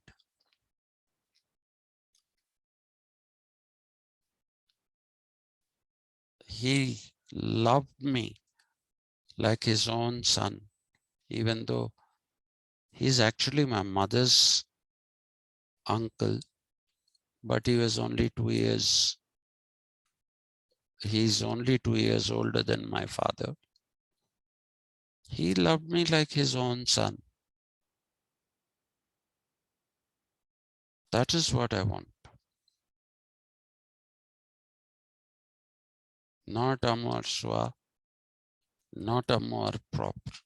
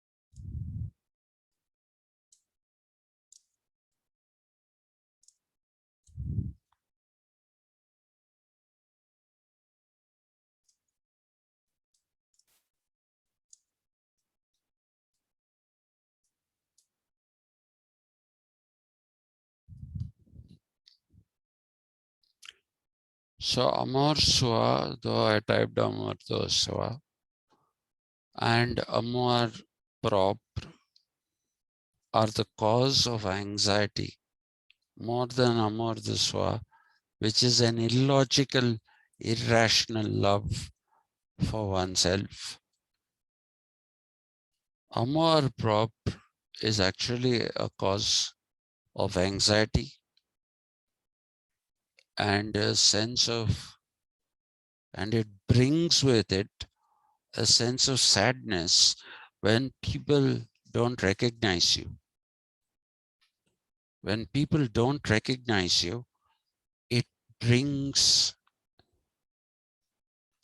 the whole thing of sadness with it.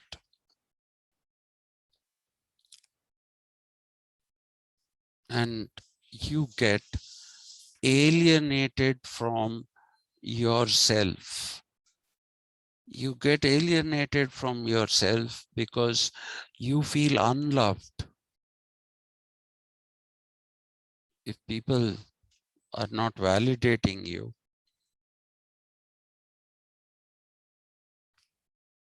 if they are not validating you and saying, wow, you have done very well, great, thump on the back.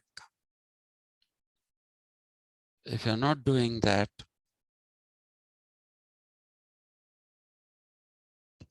if somebody is not doing that to you, then you're sad, you're alienated, you think you're a waste. All the negative emotions come in. All the negative emotions come in. As a result of amour propre mainly, maybe also amour soi. They come in. And that fractures the species being.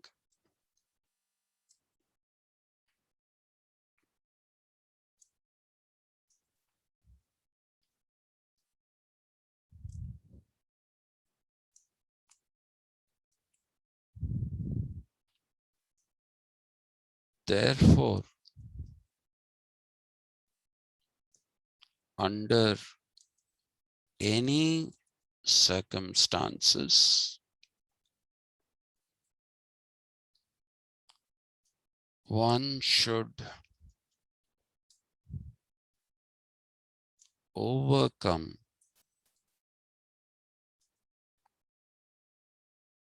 bourgeois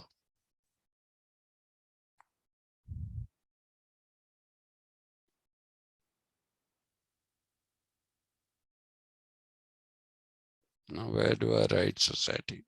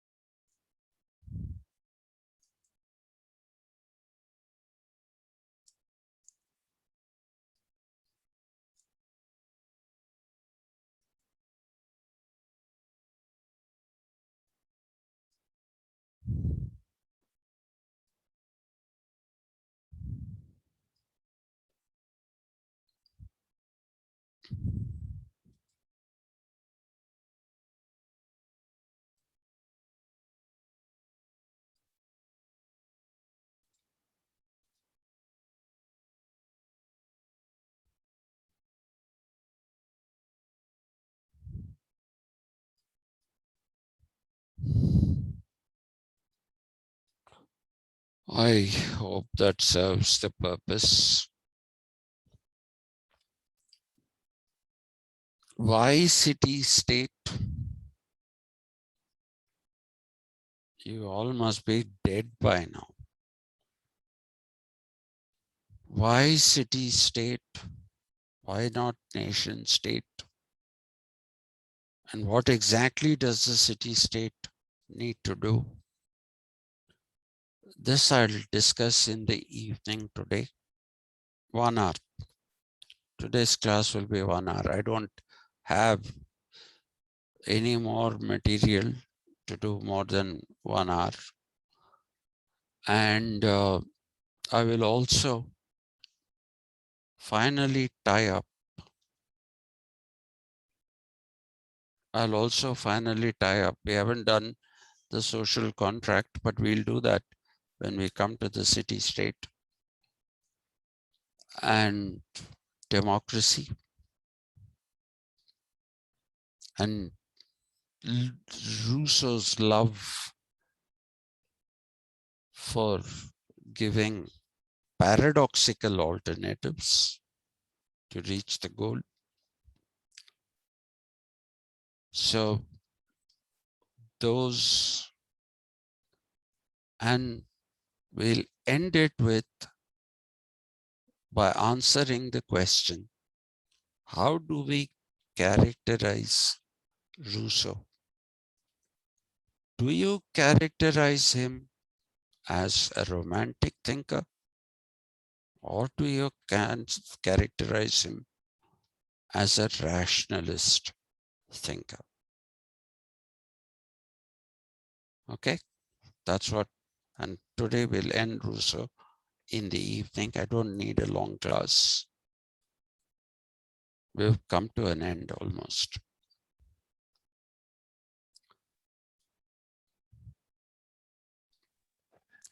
Thank you, sir. Yes, ma'am. Thank you. So Thank see you, you. sir. Yeah. So see you in the Thank you, evening. sir. Thank you. Thank you. See you in the evening. Please come so that I can finish this off. I would appreciate it if you come and I can finish it off. Okay. Okay, sir. Yes, sir. Thank you. Thank you, sir. Thank you. Bye. Bye.